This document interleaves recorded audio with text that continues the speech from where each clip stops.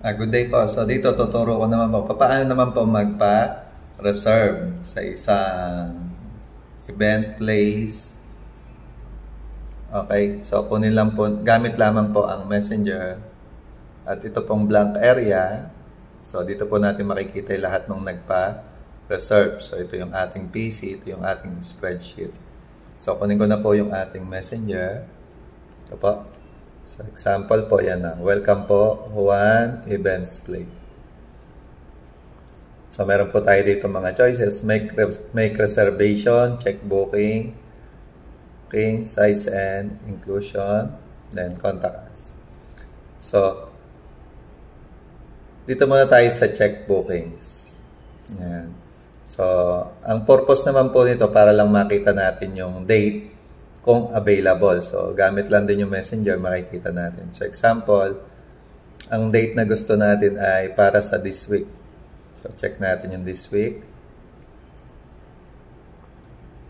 Ayan. So, makikita nyo yung date. So, today ay November 13. So, Wednesday available, 14 available, 15. So, example, ang kukunin natin ay November 14. Ayan. So, available siya.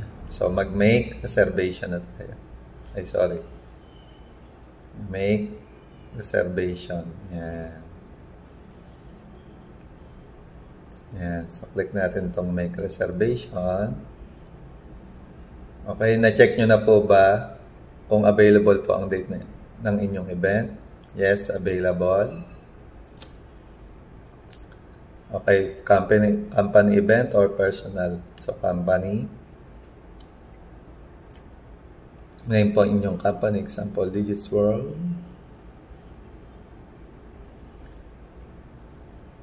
Position in Digits World. Example, manager.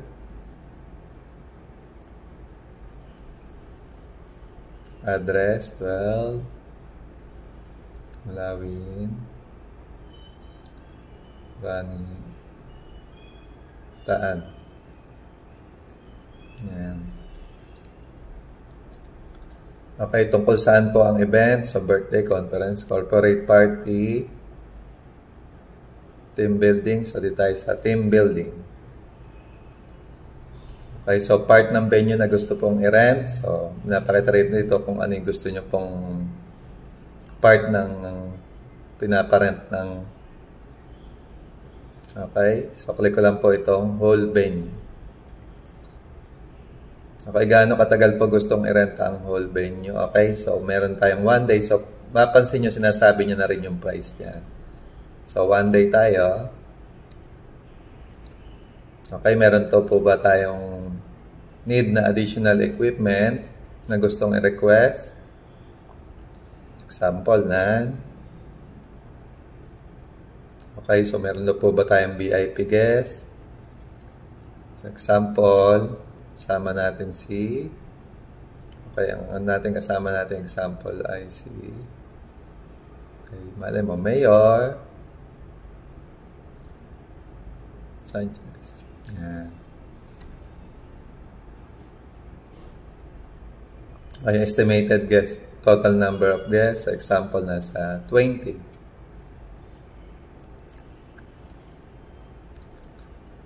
Meron pa ba tayong other question or reminder? So, mapansin nyo talagang kompleto siyang kumuha ng details. Okay, choose your perfect date below. So, sabi natin November 14. Okay, your reservation date is on November 14. Okay, so yung name na natin. Yung cellphone number. Okay, yung selfie picture natin. Okay, please review your details. So, yung ating team building. Okay, date at 5,000. Tapos meron tayong VIP. Okay, yes, all correct. Yan. Okay, your reservation is submitted for verification. Okay, so ito yung ating reference. Ngayon, check natin kung nag-appear na siya sa ating spreadsheet. Ayan, kung mapapansin nyo talagang real time po talaga siya. na marireceive natin. At the same time, yung details na pinilap nila sa Messenger ay kompleto rin natin makukuha. So, start siya sa guest picture, then yung full name, contact number, event type, team building, space, whole venue, okay, company, so yung Digits World, okay, rental, 1 day, rental fee, 5,000, okay, requested date, okay, yung guest, okay, equipment, wala naman, tapos meron silang VIP. Yun. So, ganun lamang po kadali at kompleto na nating nakuha yung details. So, talagang yung pag-uusap po natin ay sobrang ang laking katipiran po talaga. So, talagang once na na-verify natin to, so, bayad na lang at nakabook na siya. Okay? Kung available po yung kanyang napiling date. So, ganun lang po. Thank you po. Good day po. So, dito naman sa ating next tutorial, papakita ko naman po sa inyo. Sa mga events place o tayo magpapareserve, siyempre gusto po natin makita kung available po yung time. Para po, no need na po tayong tumawag. So, gamit lamang po yung messenger, kaya po natin yan ma-check. So, mapansin natin dito sa ating, check po natin itong ating calendar. Yan. Kung mapansin nyo, okay, November 22, Friday, 23. So, available po. So, yan yung mga date na available. Okay, ngayon. So, gamit yung ating messenger. Okay, punta po tayo sa check bookings. Yan.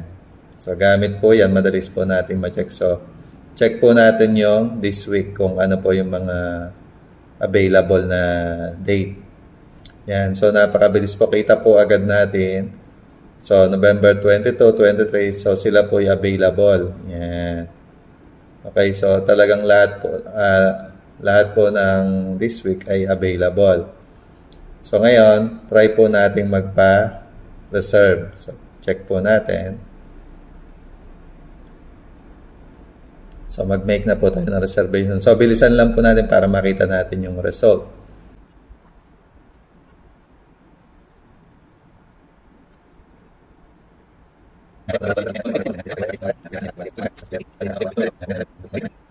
Ngayon, check po natin yung ating calendar kung nagkaroon po ng laman. Ayan, kung mapansin nyo po, November 23, 7 a.m. Ngayon, check po natin sa ating messenger kung nag-update. So, talaga napaka-convenient po.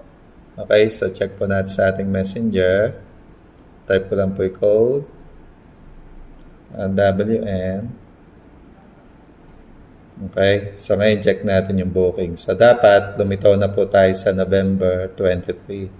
So, this week, okay, tingnan natin. Yan na, kung mapansin nyo po, November 23, 7 a.m. Yung to November 24 ng 6 a.m. Kaya pasok din siya dun sa 24. Okay, so talagang napakaginhawa po. So kung may magpapabook ulit at na-verify natin, magdadagdag lang po sila dyan. So talagang napakaginhawa po nung pagpapa-reserve ng isang date. So kung nakikita natin, so wala po tayong tinawagan So kita po natin, napakabilis po ng proseso. Thank you po. Good day po. Next naman po natin. So, paano naman natin i-verify yung mga magpapa-reserve? So, ito po yung kanilang sinubmit. So, mapansin nyo po, meron po ditong isang picture.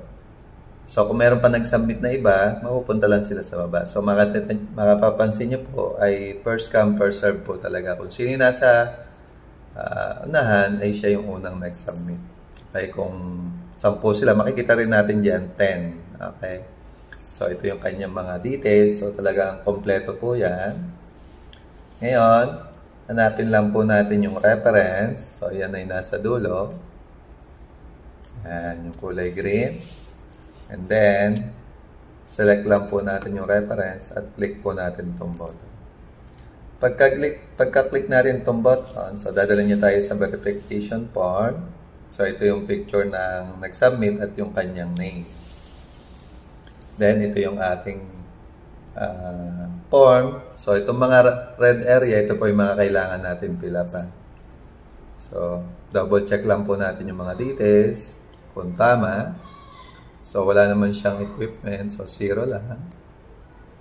Then, yung rental fee niya, so 5,000. Sample, magda-down muna siya ng 1 to 50. Then, ang napili niyang date ay November 14. So, ang booking time niya, example, ay 7 a.m. Yan. Okay. So, ngayon, dahil complete na yung natin, yung data, kung tama po lahat at na-receive na natin yung payment, click lang po natin itong reviewed and verified. Yan. So, pagka-click po natin yan, gagawa niya na rin po tayo ng resibo. Ayan. So, ready na rin po yung ating resibo. So, talagang napaka-convenient po nitong ating reservation system dahil talagang kompleto na siya. At, okay, nakaayos na rin dito. Reservation date from November 14, 7 a.m. dahil 1 day. So, 6 a.m. yung kanyang out. Ngayon, may balance siya na 3,750 dahil ang total niya ay 5,000. Nag-down siya ng 1 to 50. Ayan. So, makita nyo po. So, makita nyo rin kung sino yung nag-assist. So, talagang kompleto po. So, ganun lang po kadali. Thank you po. Okay, good day po. Next naman po natin. So, paano naman po mag-search ng mga records ng mga na-verify na po nating mga reservation? Okay, so, dito po sa ating tab na search record, meron po tayo dito. Okay, tab na or cell, may red cell po tayo dito.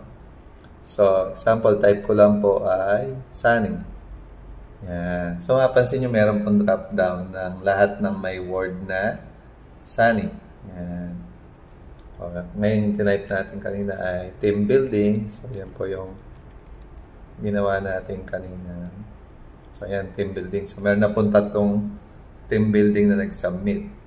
So, example, ang check natin ay itong huling submit. Yan. So, ganun lang po kadali. So, makikita nyo po ngayon dito sa ilalim yung picture ng customer, yung kanyang name at yung kanyang details. So, kita nyo po lahat dyan. Lahat ng mga details. Okay. So, ganun lang po kadali. So, napaka-ginhawa rin po lahat ng way ng pagsisearch para lang makita natin yung hinahanap natin ng mas mabilis. Thank you po. Okay, next naman po natin. So, paano naman po kung mag-e-edit tayo na record? So, dahil sa, malay nyo po, mayroong pagbabago sa date at ito'y nausog. So, ito po yung hindi maiiwasan talaga na pwedeng mangyari. So, gamit din itong system. So, napakadali lang din po para i-adjust kung sakaling merong pagbabago man. Okay. So, dito po sa ating search record. So, ito po yung ating na-search. Okay. Sabi po dito, select reference to edit details. Yan. Ay, sorry. Okay. So, ito yung ating reference. So, click lang po natin yung reference. Then, click po natin itong select reference to edit details. Yan. Okay. So, ang gagawin natin pagbabago ay nagbago yung kanilang date at inusog nila. So, sample, ang date na previous date natin ay November 14. So, gagawin natin siya November 18. Yan. Tapos, same time, 7 a.m. Yan. So, ganun lang po kadali. At ngayon, nag-green na po. Okay. So, bago natin ma-double check, punta muna tayo sa calendar para makita natin mag-switch talaga siya. So, yung November 14 at November 15 ay yung previous niyang schedule. Ngayon, si November 18 ay available. Yan. So, pati 19 available. Okay. So, balik tayo ulit sa verify form. Okay, ngayon na green. So, dapat lumipat na siya sa Monday or November 18 ng 7 a.m. So, click ko lang po to. Ayan. So, yun. Okay, so nag-green. Then, punta na tayo ngayon sa calendar. Ngayon, check natin kung lumipat nga. Okay, check natin. So, yun o. Pansin nyo November 18. Lumipat nga siya. So, talagang napaka-dali rin po kung sakaling nagbago po yung kanilang schedule dahil sa mga reason na meron silang mga emergency o may mga maraming hindi pwede. So, ganun lang po kadali. Di tayo mahihirapang mag-adjust. So, syempre, kung may mga adjustment naman, kayo na po yung bahala kung gusto nyo pong maningil ng extra. Okay? So, thank you po. Ganun lamang po. At, check na rin natin doon sa kanilang messenger para ma-double check natin kung talagang nagbago nga at nag-update yung schedule. So, open ko lang po itong messenger. Click ko po itong check bookings. Ayan. So, dapat November 18 na yung laman niya. So, punta tayo sa second week na. Second week tayo. Tingnan natin. November 18, tingnan natin.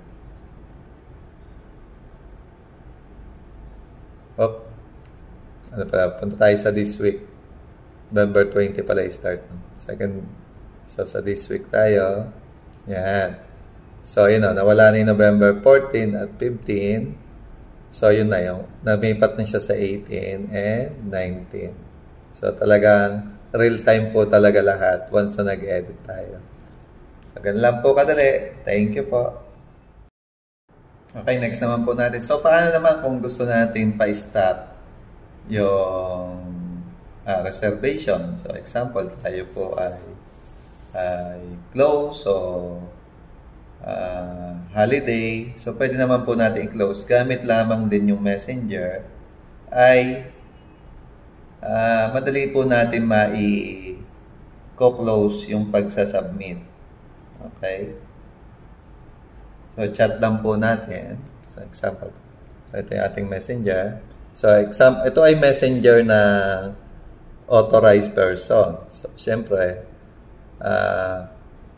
para hindi ito magawa din ng mga customers. So, example, ito ay sample lamang. So, chat ko lang po ay close reservation.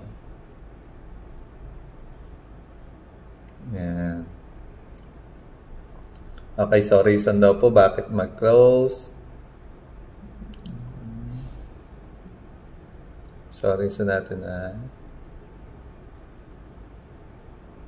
holiday today. Sample lang, holiday today. Will open tomorrow. Holiday today will open tomorrow at 8 a.m. Thank you. Ayan. So, example, yan po yung ating note. So, yan yung ating note. Okay, ngayon. So, kukunin ko na ngayon yung example naman yung customer messenger. Okay. So, ito yung messenger ni customer. So, click ko po itong make reservation. Ayan. So, tingnan natin kung makakapag-submit siya. Yun. So, mapansin nyo. Close pa po. Okay. So, sabi niya, holiday today will open tomorrow at 8 a.m. So, mapansin nyo kung ano pa yung sinulat ko dun sa authorized cellphone na messenger. So, pareho lang din po yung nakita ni customer. Okay. So, yan po yung silang dalawa. Yan. Yan. Okay. So, magkaiba. So, ngayon, i-open ko na uli yung pag-submit. Okay. So, type ko naman, open, reservation. Yan. So, ganun lang po kadali. Ayan. So, open na raw po, na-remove na yung ating close note. So, kunin ko po ito, ating isang cellphone. Okay, so ito po yung ating pentas. Ito na yung kay customer. So, click ko lang po itong make reservation. So, dapat mawala na yung no. Yan, so, mapansin nyo po, nakadiretso na ako. So, ganun lang po kadali. Talagang napaka-convenient po ng ating reservation system. So, pag open at close, talaga kaya nyo agad ma-i-stop yung pagsasubmit. At the same time, i-resume ulit. Thank you po.